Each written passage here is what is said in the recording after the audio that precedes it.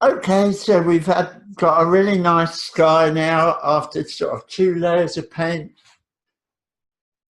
We've lit up the top of this structure, which is the West Pier, which is, you can see from the painting next to me. It's going to end up with a completely different idea of it. Now I'm just going to apply some more paint to the sea to put some life into it.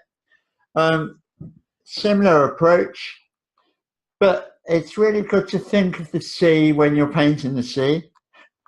It sounds crazy. Rather than think of what you think it looks like, it's just like try and connect with the feelings that you have towards the sea. I grew up by this, I've lived by the sea most of my life. I didn't grow up in Brighton, but not far away. So I grew up as a child being by the sea. So, and also water, and it's really so full of emotion. We're so full of water as well, aren't we? That, and you notice where the paint ran down, it's dried off, you hardly notice it's there, do you? So don't worry when stuff starts running about at this early stage.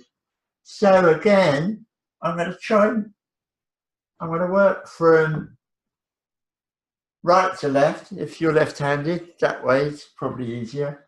Then, so I've got this, I'm just going to be putting bits of this green around, which is quite different, but I'm sort of hoping. And then, so there's this motion here, if you can see, it's like that waves really. And you like roll it in your fingers, the brush. Have a go at that. I find it's really useful, and it's like waves. So I'm going over my object. This is fine because I've got the structure up there, haven't I? I just build on this structure. I know where it's going to be. So if I cover some of this over, as it dries, some of this, you'll be able to see it, and you'll be able to reconstruct your object. So I'm adding little bits of blue to this green, and just spinning my brush. Actually, I'm not concentrating very well.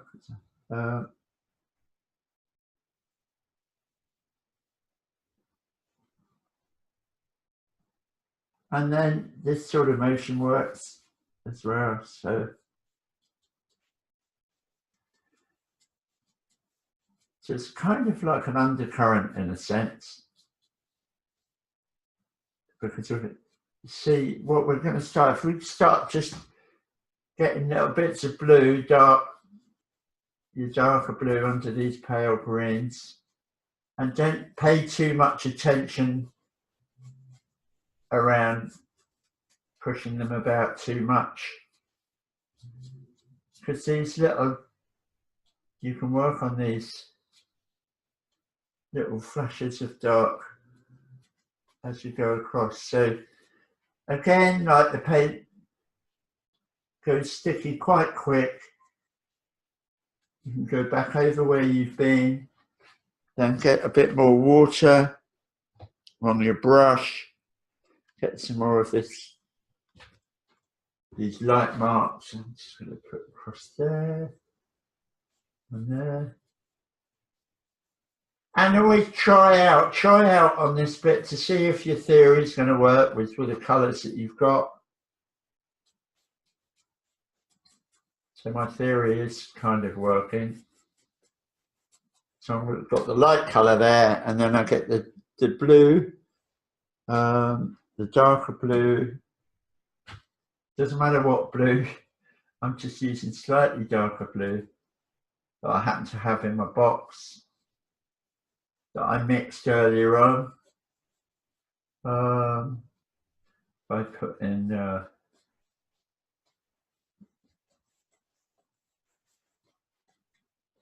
So there, I'm getting to see with a bit of interest here.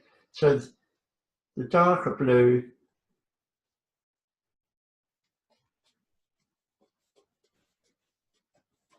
like I say, you have music. So I just switch off, and it's great to have music playing if you're a music lover, because anything that you can do to stop your mind trying to paint and just let your body and your hands and your feelings do the painting, because it's a natural thing. It's not, the more you do that, the more it's transferred into your painting.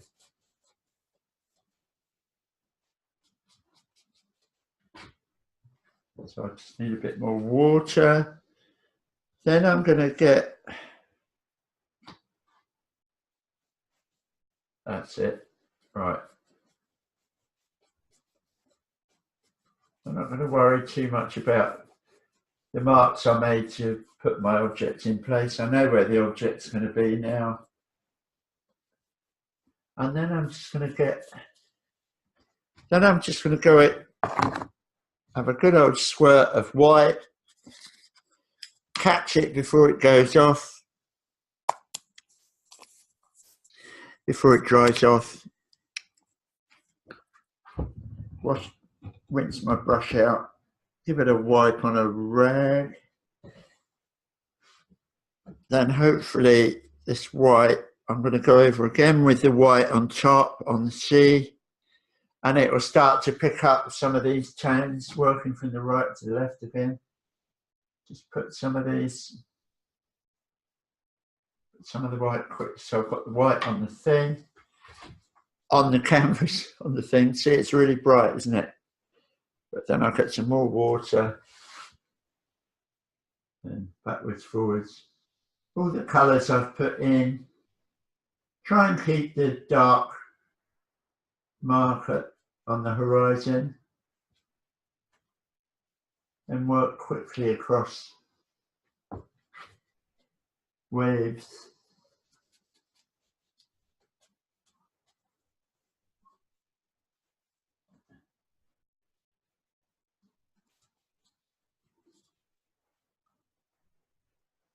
Yeah, regular motion. And the paints, now we've got, like, this will be the third coat of paint on this canvas, and it starts to work differently. You'll feel it. You can feel it you can feel it working differently, which is great, which is exactly what we want. Everything that's underneath, although it seems to be covered up to start with, while you're putting this on, it'll all be there, it'll all shine through. As it dries off, it's already starting to do it. You can see what's happening, can't you?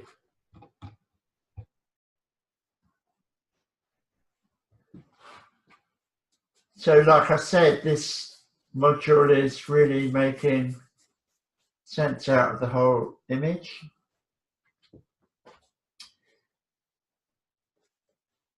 Balancing out, so you've got some sort of congruency. Also, there's an element of just let happen what happens. You don't need to just by just putting some paint on the canvas and going over it like this with water, with your rag to keep your brush clear of any other colours. There we go, there's not a lot of water in there. So there you go. There you go. So you can see what I mean. You can still see where your object's going to be. It hasn't gone away. As it dries, which I need to do now is let it dry. Then the last the next thing I'll do is like go over this object again. So we've done the sky, we've done the sea, we'll do the object, and the next iteration of the object in front, it will really start to come alive. I'm really happy with the sea. It's worked very nicely. So with this painting, what I'll do is I'll make this object up, and then we're ready to move on just to put some bits of finer detail and magic into the painting. So have a go at that. Have a go. Keep looking at the videos. Whatever object you're doing, same sort of process. If you want one-to-one lessons and stuff, yeah, I can't do those for free, but I can do. They're not going to be really expensive or anything. But if you want one-to-one lessons to go deeper into it all, by all means. But let's just follow the process. Let's just follow this through to the end. So the next video, I'm going to go over the main object.